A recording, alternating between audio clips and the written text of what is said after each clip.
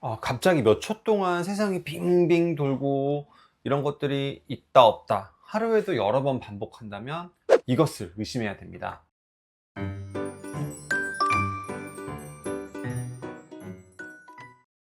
안녕하세요. 이비인후과 전문의 이동훈입니다.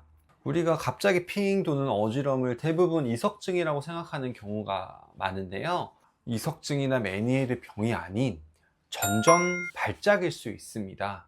그래서 오늘은 전전발작이 무엇인지, 이석증, 메니에르 병과는 어떻게 다른지 쉽게 한번 설명을 해드리려 합니다. 네, 전전발작 아주 생소한 얘기일 수 있고요, 많이 못 들어봤을 진단일 수 있습니다. 전전발작은 영어로 vestibular paroxysmia 라고 하는 말 그대로 전전신경이 순간적으로 자극되어 발생하는 짧은 어지럼 발작입니다. 원인은 보통 우리 귀 안에 존재하는 전정신경, 뇌혈관이겠죠. 그 혈관이 전전신경을 살짝 압박하거나 닿으면서 신경이 과흥분되어 나타나는 갑작스러운 어지럼 증상입니다. 반짝하면서 삥 도는 증상이 생길 수 있습니다. 그리고 어떤 경우에는 빙글빙글 몇 초 동안 도는 증상도 발생할 수 있습니다. 좀 전에 말씀드린 것처럼 혈관이 신경을 압박하여 나타나는 것으로 이 전정 발작은 신경 혈관 압박 증후군의 하나입니다. 뇌혈관이 8번 뇌신경을 눌러서 전정신경이 과도하게 흥분하게 되어서 나타나는 증상입니다. 그래서 이런 분들은 MRI나 혈관 조영술을, 뇌 쪽에 혈관 조영술을 한다면 혈관에 의해 신경이 눌러 있는 것을 관찰할 수 있는 경우도 종종 있습니다. 자, 그럼 이 전정 발작 어지럼의 특징, 보통은 아주 짧은 어지럼이 수초에서 1분 이내로 발생합니다.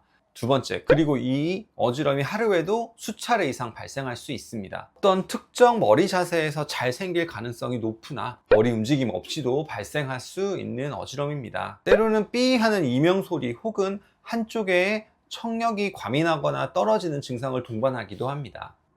또 하나의 중요한 진단 포인트는, 이런 어지럼이 의심이 될 때 카바마제핀이라는 항경련제 복용 시 증상 회복이 드라마틱하게 나타날 수 있다는 것입니다. 카바마제핀이라는 항경련제 약물에 잘 반응한다면 전정 발작을 강력히 의심해 볼 수 있습니다. 그래서 약을 쓰면 그런 증상이 금방 줄어들고, 그런다면 전정 발작을 의심해야 되고, 이 반응 자체가 진단에 큰 도움이 됩니다. 그러면 다른 어지럼과는 어떻게 구분할 수 있을까요?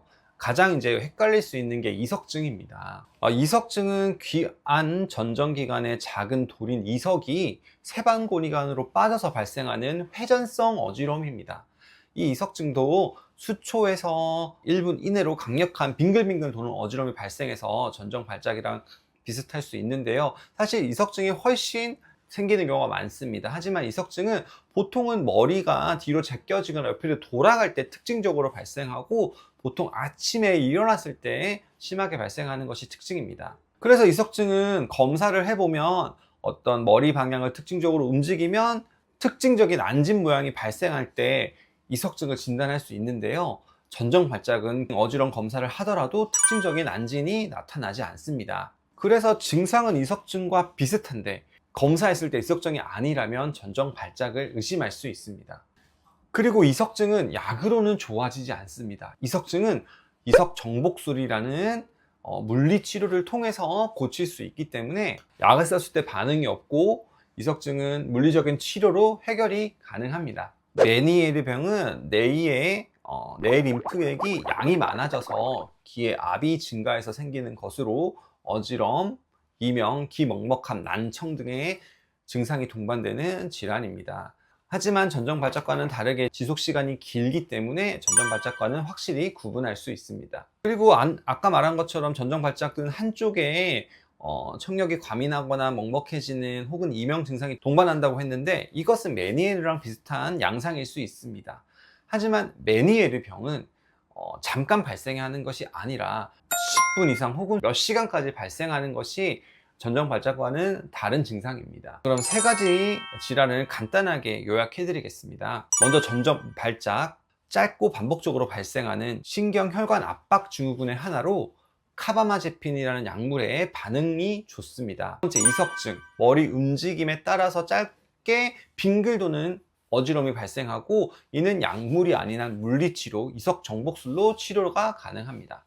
세 번째, 메니에르병은 어지럼의 지속시간이 훨씬 길고요. 아까 말한 것처럼 적어도 5분 이상 혹은 수시간까지 발생하는 것이 특징이고, 이는 이명과 난청 등을 동반하는 경우가 많기 때문에 꾸준한 약물 치료가 필요합니다. 자, 오늘은 전전발작에 대해서 간단하게 설명드렸고, 이석증과 혹은 메니에르병과는 어떤 차이가 있는지 설명드렸습니다. 이 전전발작은 자주 오는 흔한 질환은 아니지만 항경련제, 카마제핀의 약물 효과가 좋습니다. 그래서 이 진단을 놓친다면 꽤나 오래 고생해야 되는 경우가 많이 있습니다.